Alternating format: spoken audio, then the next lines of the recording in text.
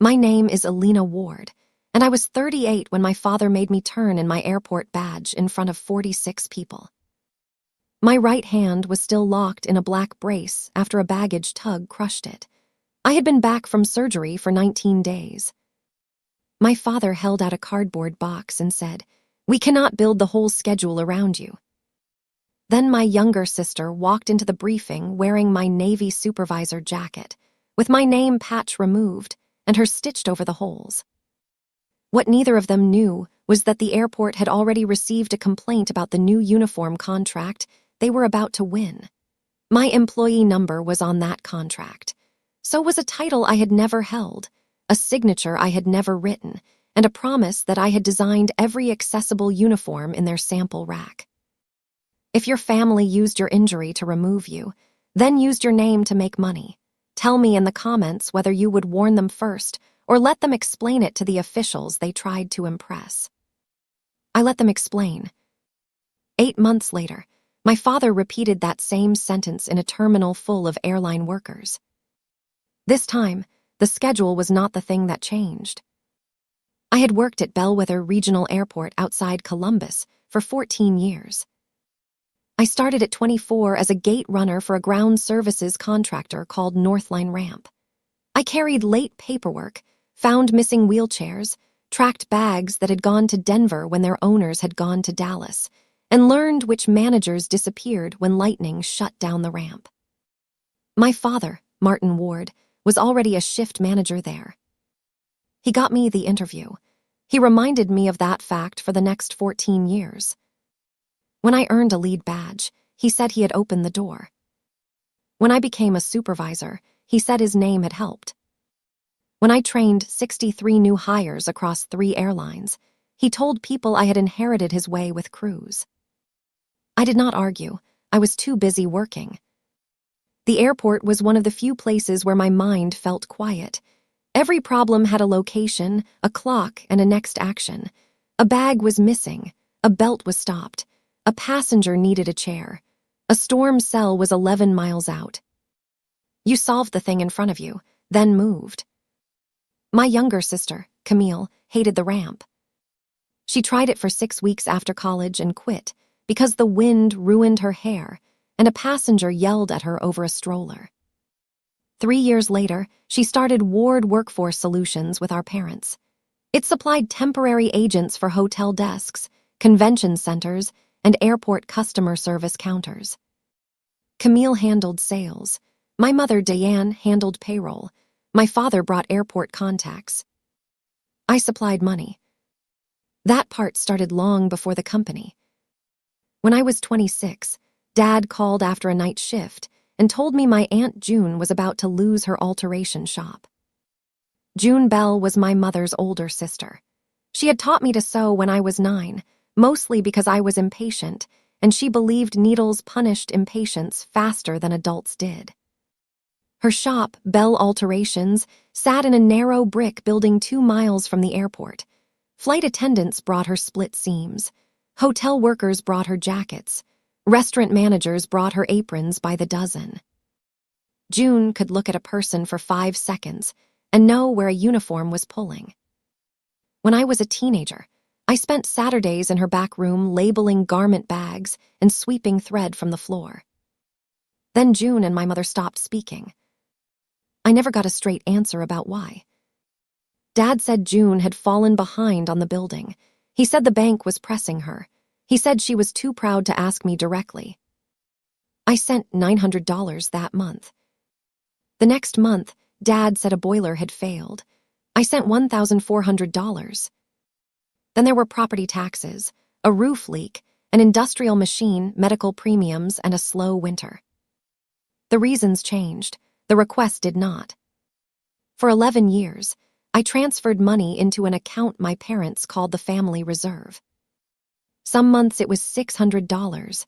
Some months it was $2,000. When I worked overtime during holiday travel, I sent most of the extra. Dad always texted the same sentence after the transfer cleared. "We keep everyone moving." That was his sentence. "We keep everyone moving," when I covered Camille's first business filing. We keep everyone moving when Mom said June needed a new pressing table. We keep everyone moving when Dad asked me to delay replacing my 12-year-old car because the shop insurance was due. By the time I was injured, I had sent $168,340. I knew the exact number because I kept records for a living. I believed most of it had gone to June. I also believed June no longer wanted to see me. For years, I mailed her a birthday card and a small airport magnet from whatever city I had visited for training. I never got an answer. My mother said June threw them away. When I asked for June's new phone number, Mom said June had asked for distance. That hurt, but I respected it. I did not know my mother had been collecting the cards from the mailbox at June's building because one old utility account still carried Diane's name. I did not know my father had told June I was embarrassed by her shop. And I did not know Bell Alterations had been paid off since 2008. The accident happened on a Tuesday in March. We had freezing rain before sunrise. One of the baggage tugs came around the service lane too fast and slid sideways. I saw a new hire named Lewis standing between the tug and a belt loader. I shoved him clear. The tug pinned my right hand and forearm against a steel rail.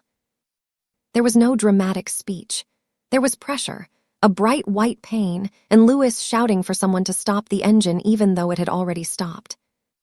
2 surgeries saved my hand. They did not save all of it. 3 fingers had limited motion. My grip strength dropped by more than half. The nerves along my thumb and wrist fired pain when cold air hit them. The surgeon said improvement could continue for 18 months. He did not promise where it would end. Northline put me on medical leave. Workers' compensation covered treatment. My union representative told me not to sign anything about permanent restrictions until the occupational therapist finished her evaluation. My father came to the hospital once. He stood at the foot of my bed, looked at the brace, and asked how long Northline would have to hold my position. I told him I did not know. He nodded like I had confirmed something inconvenient. Camille sent flowers from Ward Workforce Solutions. The card said, "Rest, we will keep things moving."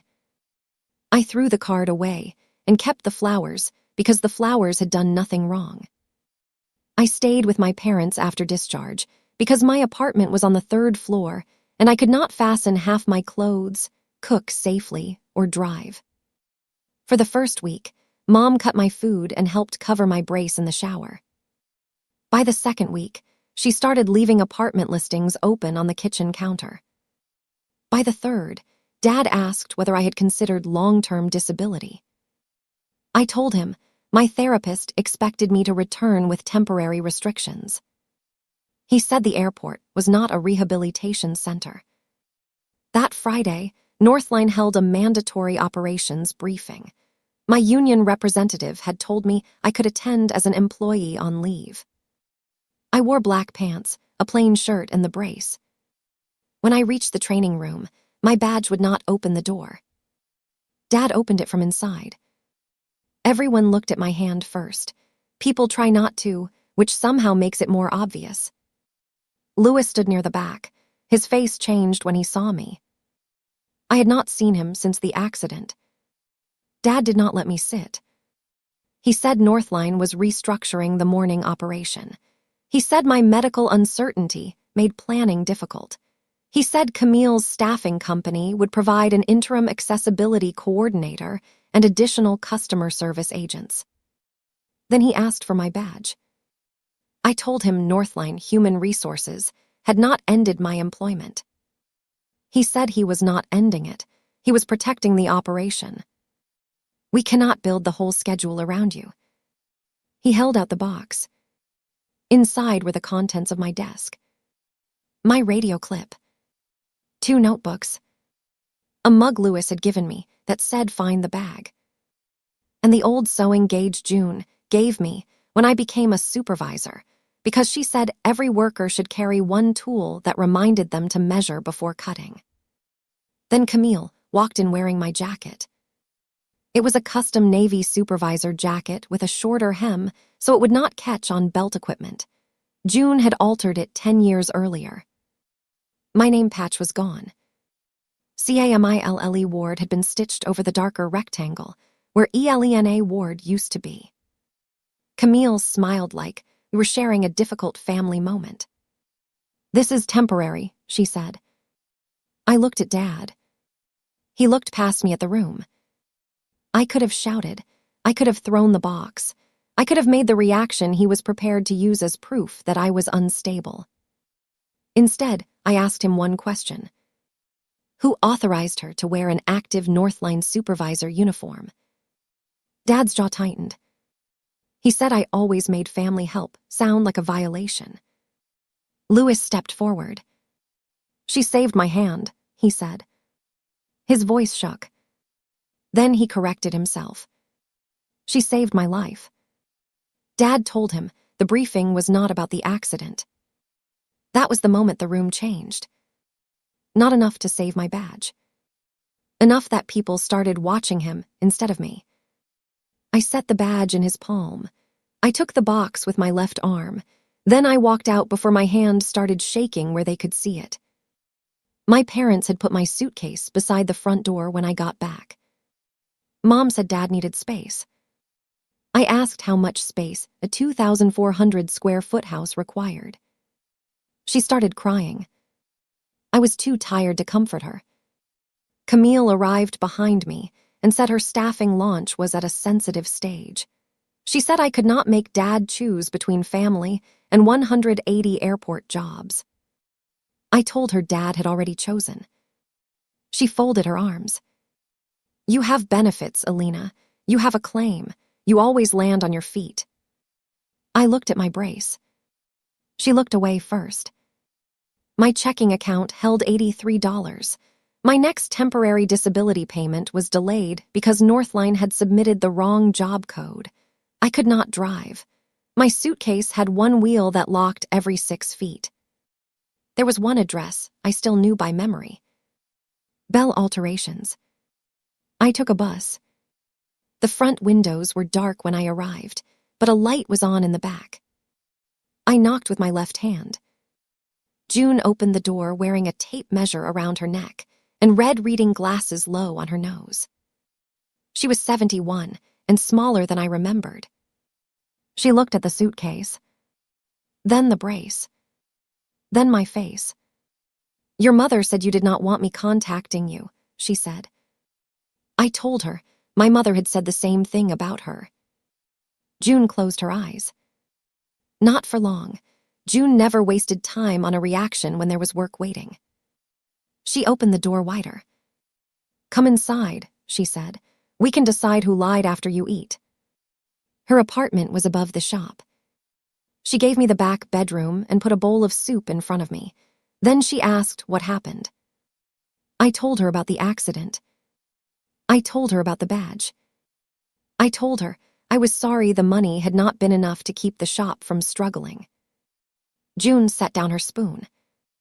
"What money?" The room went very quiet. I explained the family reserve, the boiler, the roof, the taxes, the insurance. June stood, walked to a metal file cabinet and pulled out one sheet. It was the satisfaction of mortgage on the building, dated May 16, 2008. The roof was replaced through an insurance claim in 2017, she said. "The boiler is older than you and still insults me every winter. I have never asked Martin or Diane for $1. I opened my banking app with my left hand. I showed her the transfers. June read 3 pages of them without speaking. Then she went to a high shelf in the hall closet and brought down a plastic mail tub. Inside were my birthday cards. 43 of them. Some had been opened. Some were still sealed. Every one had been returned to June in a larger envelope with a note from my mother.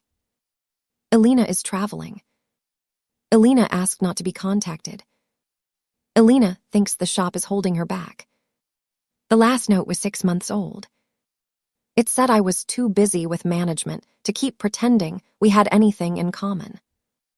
June touched the edge of my brace. "I thought I embarrassed you," she said. I told her I had spent 11 years believing she could not stand the sight of my name. That discovery changed the story from a family disagreement into a system. They had taken the money. They had also removed the one person who might have told me the money was never reaching her. I slept 4 hours that night. The next morning, June put a shirt on the breakfast table.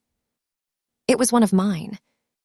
She had replaced the right cuff buttons with flat magnetic closures and added a small loop inside the sleeve so I could pull it over the brace with my left hand. "Try it," she said. I got dressed without asking for help. That sounds small until you have stood in a bathroom for 20 minutes unable to close your own cuff. I came downstairs wearing the shirt. June nodded once. "Needs half an inch at the wrist." That was her whole celebration. For the next 6 weeks, my life became appointments and alterations. My occupational therapist, Priya Shah, worked in a return-to-work clinic near the airport. She had me lift empty bins, turn stiff latches, hold a radio, and write for 5 minutes without dropping the pen. She did not talk to me like I was fragile. She measured what I could do. Then she measured it again. At Bell Alterations, June made me work with fabric scraps. I could not guide cloth the old way. My right thumb would not hold tension. My first seams looked like they had been sewn during turbulence. June gave me a weighted guide, a larger presser control, and clips I could open with one hand. "The work does not care how you used to do it," she said. "It cares whether you find a way that works now." That sentence did more for me than anyone telling me I was strong. Strength had become a word my family used when they wanted me to need nothing. June let me need tools. Priya let me need time. Louis started visiting on Thursdays. He brought lunch and updates from Northline. Dad had moved Camille into a temporary office near baggage services. Ward Workforce Solutions had placed 28 agents at the airport. Camille called herself Director of Inclusive Operations. I laughed when Louis told me. Then my hand spasmed and I stopped. He said Camille had brought in sample uniforms for agents with disabilities. She was pitching Northline, the airport authority, and 2 airlines on an accessible uniform program. That got my attention. For years, I had kept notes about uniform problems. Wheelchair agents whose jackets bunched behind their backs. Workers with insulin pumps who had nowhere secure to route tubing. People with limited hand mobility who could not manage 5 small cuff buttons at 4:30 in the morning. Pregnant agents forced to order men's sizes because the approved supplier treated maternity wear like a special favor. I had raised it 3 times. Dad always said uniforms were not an operations problem. June and I started with 6 pieces. Not for a contract. For people I knew. A side-opening vest for Rosa at passenger assistance, who had shoulder damage after surgery. A seated-cut blazer for Devon, a gate agent who used a wheelchair. A radio pocket with a pull tab for Louis, whose left hand had never fully recovered from an old tendon injury. A soft waist panel for Kim, who wore an insulin pump. My magnetic cuff. And a weather shell with a one-handed zipper, pull for a ramp worker named Shah. Priya watched the fittings and made us remove 2 ideas that looked helpful but restricted movement. That mattered. We were not making costumes that photographed well. We were making uniforms people had to work in for 10-hour shifts. June created a fitting card for each worker. I wrote what task had caused trouble, what we changed, and whether the worker could perform it safely after the change. The cards were short. Problem. Chain. Result. Every record ended with a person moving more easily. Word spread. By May, 17 airport workers had come through the shop. Some paid. Some traded food or helped carry boxes. One airline station manager named Marisol Vega asked whether we could modify 12 new jackets for a trial. I told her we could, but I would not use Northline information while my employment status was unresolved. She said, "Good, I was checking." Marisol paid Bell Alterations directly. It was our first real order. The day the deposit cleared, June took a blank label from a drawer and wrote Bell Access Workwear across it in pencil. "That name is too long," I said. "Then earn enough to shorten it," she said. We delivered the 12 jackets on June 9. 10 workers approved them without changes. 2 needed a second fitting. Marisol sent a 3-line email saying the trial had reduced dressing assistance and cut uniform complaints on her shift. That email changed what we could prove. It did not just prove the clothing worked. It proved the idea had left our shop, reached real workers, and produced a result before Camille announced she had invented it. 3 days later, I saw Camille's brochure. Lewis photographed it in the Northline break room. The cover showed Camille beside a rack of navy jackets. The headline said Ward Access, designed from LIVED experience. Under the headline was a cropped photograph of my braced hand. It had been taken in my parents' kitchen after surgery.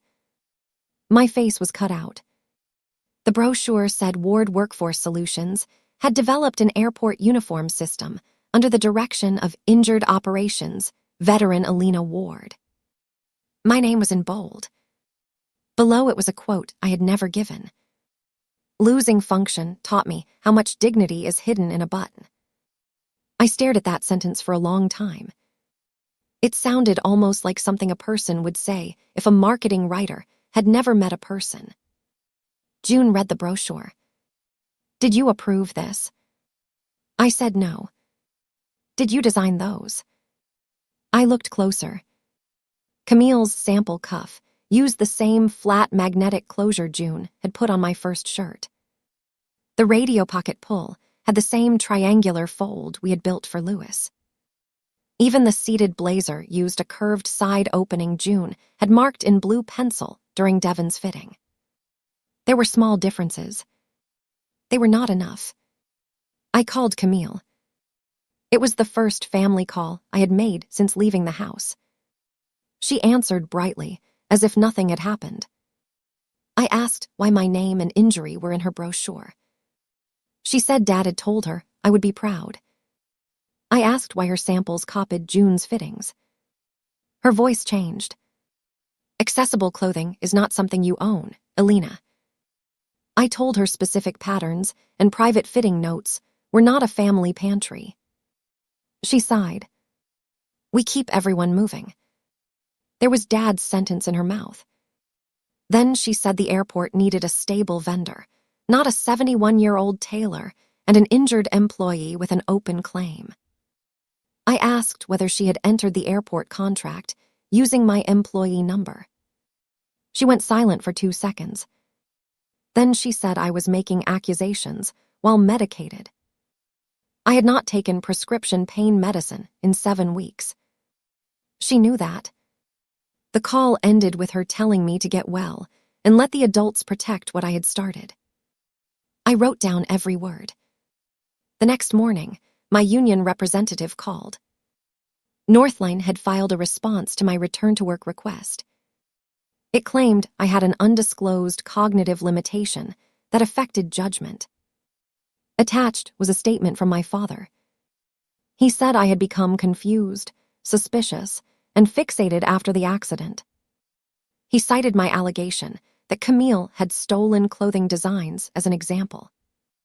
The injury had always been a problem for them. Now it was also their defense. That was when the betrayal became larger than the money. My family had not only used my wages for 11 years.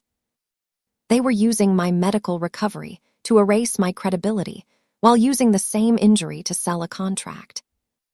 At noon, Priya called me into her office. She had received a verification form from the airport procurement team. Ward Workforce Solutions had listed her as a clinical consultant on its uniform program. Priya had never consulted for Camille. The form included a project roster. My name appeared as Accessibility Design Director. My Northline employee number appeared beside it. An electronic signature under my name certified that I had supervised 39 worker fittings. I had supervised 17. All 17 were Bell clients.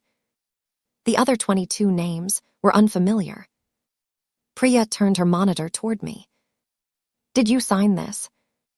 "No." Then we stopped talking about a family argument. She clicked the button marked Report Discrepancy. The report put the lie into an official system before my father could call it confusion. The airport authority paused the vendor decision. Camille called 14 times that afternoon. Dad called 6. Mom sent a text saying I was about to destroy 180 jobs because I could not stand seeing my sister succeed.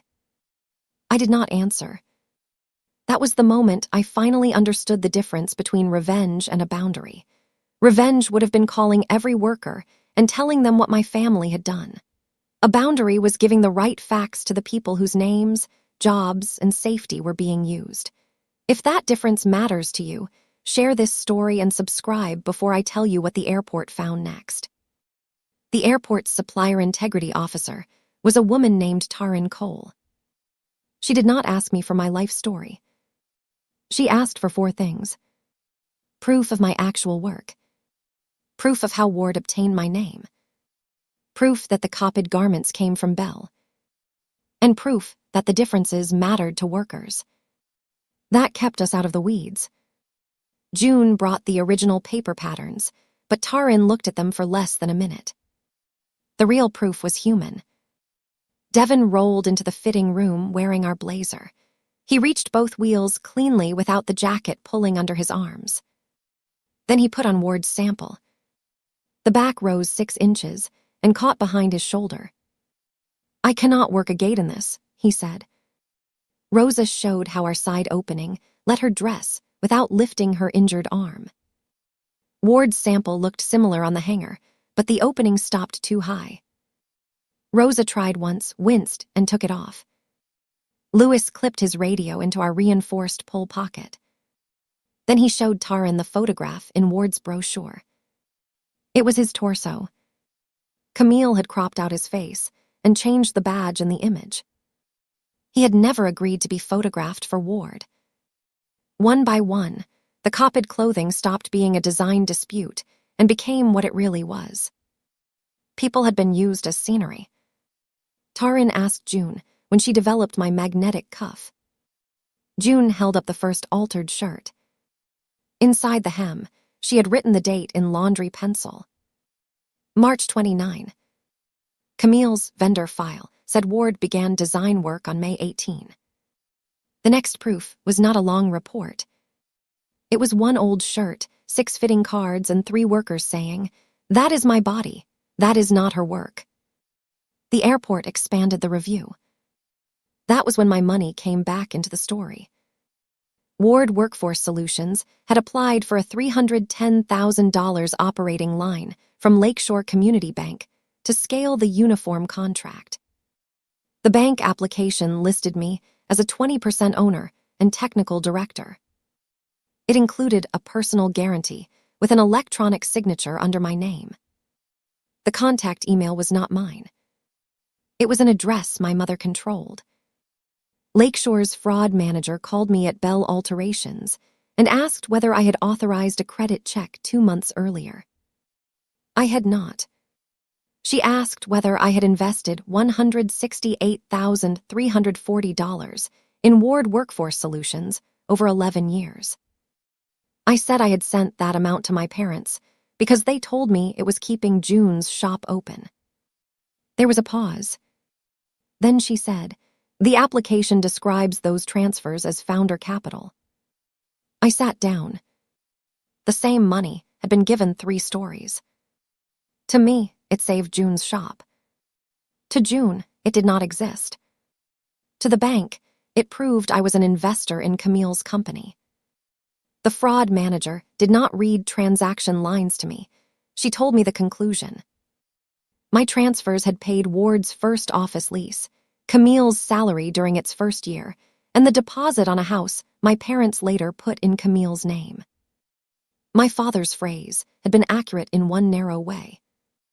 We had kept everyone moving. I was the only one they had kept in place. The bank froze the new credit line before any money was released. My mother called June that night. I heard June answer downstairs. Diane spoke loudly enough that I could hear pieces through the ceiling. Family. Misunderstanding. Ungrateful. Jobs. June let her finish. Then she said, "You told me my niece was ashamed of me so you could spend her money where she could not see it. Mom said it was more complicated." June said, "No, it was more profitable." Then she hung up. I came downstairs. June was standing behind the counter with both hands flat on the cutting table. She looked tired. "I should have come looking for you," she said. I told her I should have come too. "We both believed the person who controlled the mail," she said. "That is not the same as choosing this." For once, I accepted the kinder answer. The next development came from someone I did not expect. My mother. 3 days after the bank freeze, she left a canvas payroll pouch outside Bell Alterations before dawn. Inside were copies of Ward Workforce Solutions, tax records, early bank statements, and a flash drive. There was no note. The flash drive held a voice memo from a planning meeting. I listened to 41 seconds. Dad said the airport would trust the uniform program if it came from someone who had paid for accessibility the hard way. Camille asked whether I would cooperate. Dad said, "She will once she understands there is nowhere else for her to go." Then Mom asked what happened if I returned to Northline. Dad answered with the sentence he had used in the briefing. "We cannot build the whole schedule around her." Camille laughed. She said, "Then do not put her back on it." I stopped the recording. The words did not hurt the way they would have months earlier. They clarified. Dad had not removed me because he believed I could not work. He removed me because my return would give me standing, access, and a voice inside the airport while Camille's contract was under review. My brace was not the reason. It was the opening. My union representative sent the recording to Northline's Regional Human Resources office. Northline placed Dad on administrative leave the next morning. His airport access stayed active pending review. He used it. 2 nights later, someone entered the Northline training room and removed the original Ward uniform samples from a locked rack. Dad's badge recorded the entry at 10:47 p.m. The samples were found in Camille's car after airport security stopped her at the employee exit. She said Dad had asked her to move them for safekeeping. Nobody needed a lecture about the access log. Dad had called me suspicious. Then his badge opened the room where the disputed evidence disappeared. Northline suspended his access before sunrise. Camille's temporary office was sealed. Ward Workforce Solutions agents were allowed to finish their scheduled shifts for 5 days while the airport arranged replacement coverage. Taryn made that decision because the workers had not created the fraud and still needed paychecks. I respected her for that. Visible consequences matter. So does aiming them at the right people. My own return-to-work evaluation continued. Priya cleared me for a 6-hour administrative shift with restrictions. No ramp driving. No lifting over 15 pounds with my right hand. No outdoor exposure below 40 degrees without a heated brace. Northline's regional manager offered me a temporary office role. I said no. Not forever. For then. I had spent 14 years believing the airport was the only place I knew how to be useful. Bell Alterations had shown me I could build something without waiting for my father to hand back the badge he had taken. June and I registered Bell Access Workwear. We did not use my settlement because it had not arrived. We used Marisol's deposit, June's savings, and a $4,000 loan from a local disability-owned business fund. I signed the loan myself. I read every page. June watched and said, "You make everything too formal." I looked up. For 1 second, we both froze. Then she smiled. "In this shop, that is a compliment." We hired Rosa part-time to coordinate fittings. Devin became our most honest tester. Louis learned basic alterations badly and customer intake well. By August, we had completed 74 garments for workers at the airport, 2 hotels, and a hospital laundry department. We also had exactly $312 left after payroll. That is the part success stories skip. The work can be right, and the bank balance can still frighten you. Then the airport announced an accessible operations trial day. It would happen in Terminal B after the last morning departure rush.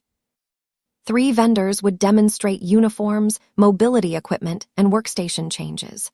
Workers would test them during real tasks. Union safety representatives, airline station managers, procurement, Northline's regional team, and the Airport Accessibility Council would observe. Ward Workforce Solutions was still listed as a vendor because its attorney had appealed the pause. Bell Access Workwear was listed because Marisol submitted our 12-jacket result and 6 workers requested us by name. Taryn called me before the notice went public. She said the event was not designed as a confrontation. I said I understood. She said, "Your father requested permission to attend as Ward's operations witness." My hand went cold inside the brace. Northline had fired him 2 weeks earlier for conflict of interest violations and misuse of access. His airport badge was dead. But Terminal B was public before security. I asked whether Taryn wanted me to withdraw. "No," she said. "I want you to demonstrate your work." I understood the rest. If Dad came to turn the trial into a family fight, the best answer was not a speech. It was workers completing tasks in clothing that fit. The night before the trial, I could not close my hand enough to hold a cup. Pain does not always arrive when damage happens. Sometimes it waits until the room is quiet. June found me sitting on the shop floor beside the pressing table. I told her I could not walk into Terminal B and hear Dad call me unstable again. She sat in the chair above me. "Then do not walk in to prove him wrong," she said. "Why am I walking in?" "Rosa needs a sleeve she can put on. Devin needs a jacket that stays out of his wheels. Louis needs a radio pocket. You need a cuff." She tapped the brace lightly. "Your father is not the work." That brought the whole thing back to size. The trial started at 1:00 the next afternoon. Terminal B had a wide public concourse between the ticket counters and the security checkpoint. The airport set up 3 task stations. At the first, workers scanned bags and reached overhead for tag stock.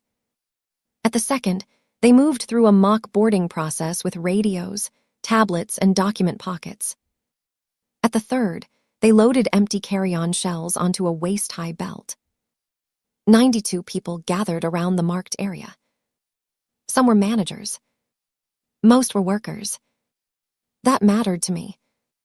Camille arrived in a cream suit with an attorney and 4 rolling racks. Dad came 10 minutes later. He wore his old Northline jacket, even though he no longer worked there. The badge clip was empty. He saw me beside June and smiled.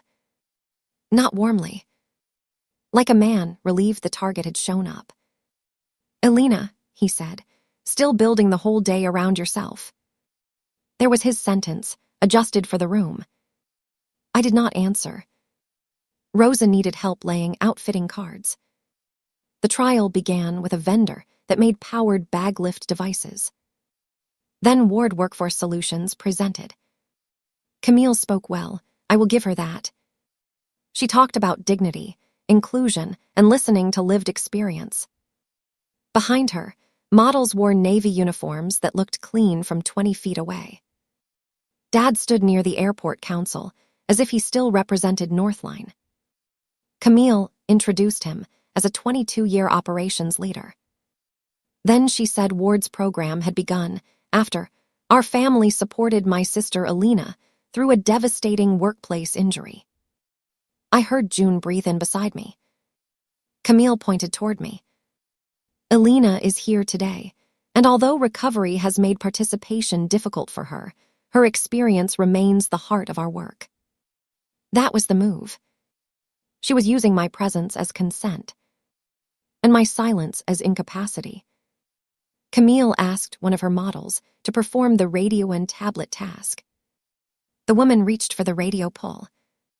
It tore free. Not dramatically. 2 stitches popped, and the radio dropped against her hip. The woman caught it and looked embarrassed. Camille laughed lightly and said that was why trials existed. Then Devin raised his hand from the worker area. "Can I test the seated jacket?" Camille looked at Taran. Taran said workers could volunteer for any garment marked for their task group. Ward's attorney whispered to Camille. She agreed. Devin put on Ward's blazer. He pushed toward the mock gate. The jacket caught under his right arm on the 3rd wheel stroke. He stopped. "This is the same cut you brought in June," he said. "I told you then it did this." Camille said Ward had no record of him attending a fitting. Devin held up a release form. "You have my photograph in your brochure." The room shifted. Rosa stepped forward next. She held Ward's side-opening jacket. "This opening was supposed to continue below the shoulder," she said. "I told your fitter I could not lift my arm through this." Camille said individual preferences required later customization. Rosa looked at the airport council. Pain is not a preference. Nobody applauded. It was better than applause. People wrote it down. Camille moved quickly to her slides. The screen showed the project team. My name appeared again. Elena Ward, Accessibility Design Director. Below it was my employee number. Dad stepped forward before Taran could speak. He said the title reflected my early contribution. He said family businesses often shared ideas informally. He said my injury had made me distrustful and that the dispute should not distract from 180 jobs. Then he said it. We cannot build the whole schedule around one person's feelings. This time, 46 former coworkers heard the sentence he had used when he took my badge. Louis walked out of the crowd. He carried the cardboard box Dad had handed me that day. I had not known he still had it. He set it on the demonstration table and removed my old Find the Bag mug, my notebooks, and the sewing gauge. Then he placed a printed email beside them. I sent Mr. Ward this 6 months before Elena's accident, he said. The email asked Northline to consider uniform changes for workers with limited hand movement. It credited my notes and requested a meeting with June Bell. Dad had replied, uniform comfort is not an operations priority. Louis looked at Camille's sample rack. It became a priority when there was a contract. That was the first public corner. Dad said one email proved nothing. Marisol stepped forward with the first paid invoice from Bell Access Workwear. She did not read it. She told the room the result. 12 jackets delivered before Ward's claimed design date, 10 approved on first fitting, 2 corrected within 48 hours, 0 dressing assistance complaints after 60 days. Then Priya stated that Ward had listed her as a consultant without permission. She said the electronic signature under my name had not come from her clinic or from me. Taran took over. She did not display bank statements or medical files. She displayed 4 short findings. Elena Ward did not authorize use of her name, employee number, image, or injury history. Ward Workforce Solutions could not verify 22 claimed worker fittings. 3 photographed workers had not consented to Ward marketing. The disputed samples had been removed from a secured Northline room using Martin Ward's badge after the review began. Dad interrupted. He said the badge entry was being misrepresented. The Northline regional manager, Patrick Sloan, stood from the front row. "You were instructed not to enter that room," he said. Dad told him he had been protecting company property. Patrick answered, "It was not your company." That sentence landed harder than shouting would have. Camille's attorney asked for a private recess. Taryn said they could have one after the workers' safety trial. Camille turned toward me. For the first time all day, the polished expression left her face. "You could have fixed this inside the family," she said. I kept my voice low. "You put my name in an airport contract. Because this started with you." "No, it started with workers you did not listen to." She looked around, as if the crowd had betrayed her by hearing. Dad stepped between us. He said my condition had made me rigid. He said I was punishing everyone because I could not accept that Camille had built something larger than a tailor shop. June came beside me carrying my first altered shirt. She held up the dated cuff. "I built this for my niece when your wife put her suitcase outside," she said. Dad told her to stay out of Ward family business. June looked at the airport council, not at him. "For 11 years, they told Elena my shop needed her money. I never received it. Then they listed that money to a bank as her investment in Camille's company." The crowd went still. Dad's face changed. The bank finding had not been part of the public presentation. It was not private anymore because Ward's attorney had submitted the financing as proof the company could perform the contract. Taryn confirmed only what mattered. The bank had withdrawn its financing verification. The claimed owner had denied ownership. The guarantee was under fraud review. Camille's racks were no longer backed by the money she had told the airport was committed. The airport procurement director stood. She announced that Ward Workforce Solutions was disqualified from the accessible uniform trial for false team credentials, unauthorized worker images, and unverified financing. She also announced that its broader staffing agreement would end after a 30-day worker transition because the company had misrepresented a conflict of interest involving a Northline manager. Camille gripped the back of a chair. Dad said they were destroying a local employer over paperwork. Rosa answered before any official could. "You keep calling us paperwork." She pointed at Devon. "That jacket trapped his arm." She pointed at herself. "That opening hurt my shoulder." She pointed at Louis. "That is his body in your brochure." Then she pointed at me. "And that is her name on your screen." The records had cornered them. The workers made the corner visible. Dad looked at the Northline crews. He had managed some of them for 20 years. He expected history to pull them toward him. Nobody moved. Louis picked up my old badge clip from the box. "She built schedules around all of us," he said. "That was the job." Dad's mouth opened. Nothing came out. Airport security approached from the public safety desk. They did not drag him away. They told him his access privileges had been permanently revoked and asked him to remove the Northline jacket because he was presenting himself as an active representative. He took it off in front of the crew. Underneath, he wore a white dress shirt with sweat darkening the collar. For 14 years, he had made the badge feel like something he had loaned me. Now he stood without one. Camille closed her laptop. She looked at me and said, "Was this worth losing your family?" I looked at June, Rosa, Louis, Devon, Priya, and the workers waiting for uniforms they could actually use. "I lost the family when I needed one hand, and you took both," I said. I did not say anything else. Tarin called Bell Access Workwear to the task area. That was our turn. We did not give a speech. Rosa put on her jacket without raising her injured arm. Devon wheeled the full mock gate route without the back catching once. Lewis clipped and released his radio 20 times. Kim accessed her pump without opening her whole waistband. Ashaz zipped the weather shell using one hand. Then I demonstrated the magnetic cuff. My right hand shook. I let it. I closed the shirt with my left hand in 9 seconds. June stood beside the rack with her tape measure around her neck. The airport council asked workers questions. Workers answered. That was the whole presentation.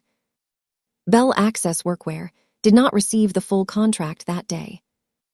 Real procurement does not work like a prize handed to the person with the best ending.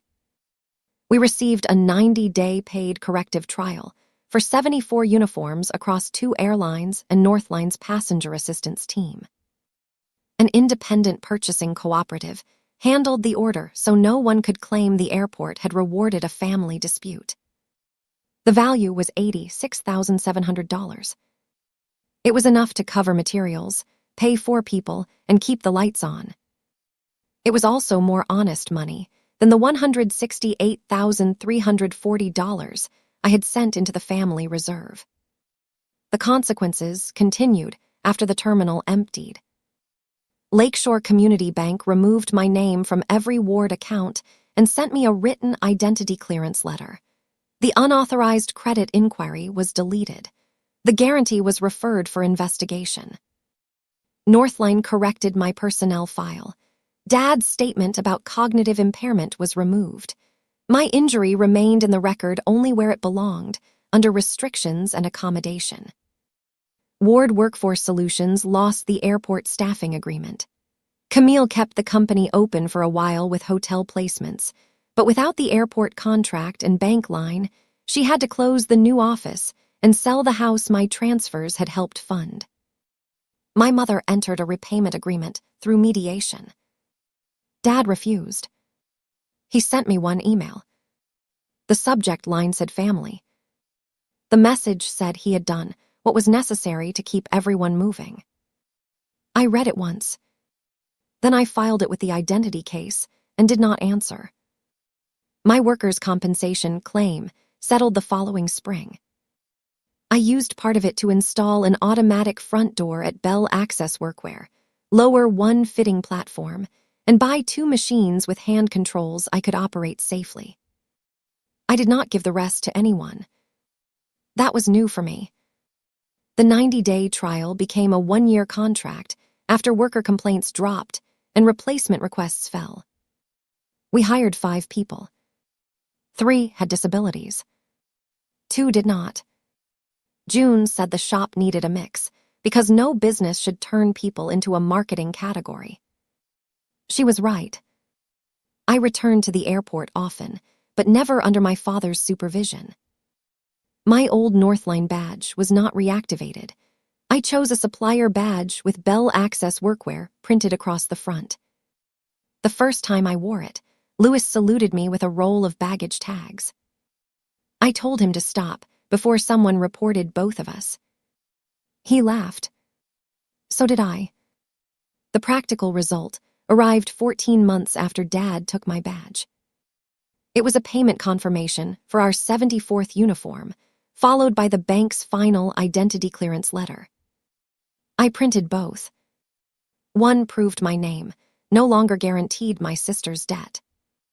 The other proved my name had been paid for my own work. June framed the first paid invoice and hung it near the shop register. I kept the bank letter in a locked drawer. Not every piece of proof needs to become decoration. The part I kept came on a cold Monday in November. A new ramp agent named Talia came into the shop wearing a wrist brace. She was 22 and embarrassed that she could not button the approved winter coat before her 5:00 a.m. shift. She kept saying she was sorry for making extra work. I knew that sentence. I had lived inside it. I took her coat to the fitting table and showed her 3 closure options. She chose a wide pull with a covered magnet. While June marked the sleeve, Talia looked at my navy work jacket. June had made it for me after the airport trial. The right cuff closed flat over my brace. The radio pocket sat where my limited grip could reach it. My name was stitched above the left pocket. Not over old holes. Not borrowed from anybody. Elena Ward.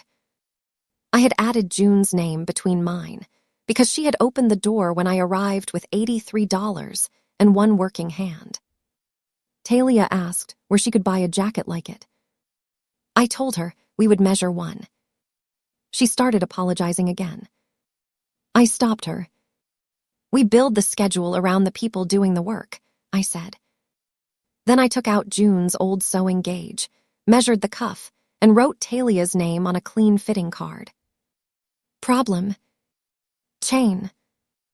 Result. Outside, the first airport shuttle of the morning passed the shop windows.